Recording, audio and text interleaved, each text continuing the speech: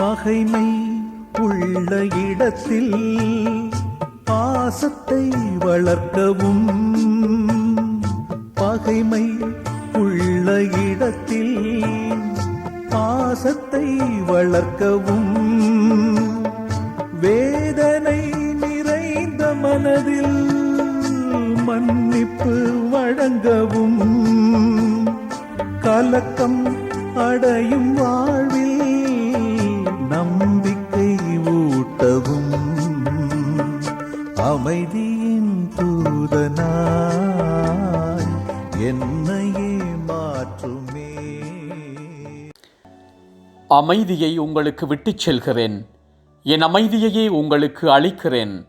நான் உங்களுக்கு தரும் அமைதி உலகம் தரும் அமைதி போன்றது அல்ல. அன்புமிக்க சகோதர சகோதரிகளே, அமைதியே மனித வாழ்வின் நோக்கமும் ஏக்கமுமாக இருக்கிறது. பிறப்பு முதல் இறப்பு வரை வாழ்வின் ஒவ்வொரு நிலையிலும் பல்வேறு நிகழ்வுகளிலும் அமைதியும் மகிழ்ச்சியுமே நம் குறிகளாக இருக்கின்றன. ஆனாலும் நாம் இன்று பார்க்கும் யதார்த்தம் என்ன? அமைதி இழந்து அலக்களிக்கப்படுவோரின் எண்ணிக்கையும் சண்டை சச்சரவுகளால் பிரியும் குடும்பங்களின் எண்ணிக்கையும் அதிகரித்து கொண்டே இருக்கின்றன. அமைதிக்கும் மகிழ்ச்சிக்கும் காரணமாக இருக்கிற இறைவனை நாடாமல், அவரில் நிலைத்து நிற்காமல் நாம் நமது சுயநலத்தையே தேடும் போது அங்கே அமைதி இருக்காது. நாம் அவருள்ளும் அவர் நம்முள்ளும் இல்லை என்றால் நம்மால் ஒன்றுமே செய்ய இயலாது. நங்கூரமில்லாத கப்பல் போல, கடையாணி இல்லாத கட்டை வண்டி போல, எண்ணெயில்லாத இயந்திரம் போல நம்மால் எத்தனை நாள் இயங்க முடியும்? இதை நன்றாக உணர்ந்தவர்தான் நமது வழிகாட்டியான இயேசு ஆண்டவர். அவர் இறை தந்தையை அன்பு செய்தார், அவரில் எப்போதும் நிலைத்திருந்தார். ஆகவேதான் அவரால் அமைதியை போதிக்க முடிந்தது, செயல்படுத்த முடிந்தது. நாமும் இயேசுவைப் போல தந்தை இறைவனுக்கு கீழ்ப்படிந்து அவரது விருப்பத்திற்கேற்ப தனி மனித வாழ்விலும் குடும்பத்திலும் சமுதாயத்திலும் நீதியோடும் நேர்மையோடும் அன்போடும் வாழும் போது இயேசு அறிவித்த அமைதி எம்மில் நிலை பெறும்.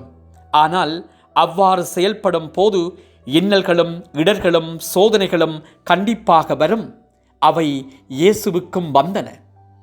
இதை நாம் ஆழமாக சிந்தித்தவர்களாக உண்மையான அமைதியை எங்களுடைய உள்ளார்ந்த வாழ்வில் கண்டு கொண்டு பிறரோடும் அந்த அமைதியை வாழ இறைவரம் வேண்டியவர்களாக இன்றைய நாளுக்குள்ளே செல்லுவோம். மன்றாடுவோமாக. அன்பின் பரலோக பிதாவே, இயேசு ஆண்டவரே, தூய ஆவியானவரே, உம்மை போற்றுகிறோம், உம்மை வாழ்த்துகிறோம். ஆண்டவரே, உமக்கு ஆராதனைகள் செய்கிறோம். நீங்கள் எங்களுடைய வாழ்க்கையிலே செய்து வருகிற எல்லா விதமான நன்மைகளையும் எண்ணி வியந்து மகிழ்ந்து உளமாற நன்றி சொல்கிறோம். இன்னொரு புதிய நாளை எங்களுக்கு தந்திருக்கிறீரே.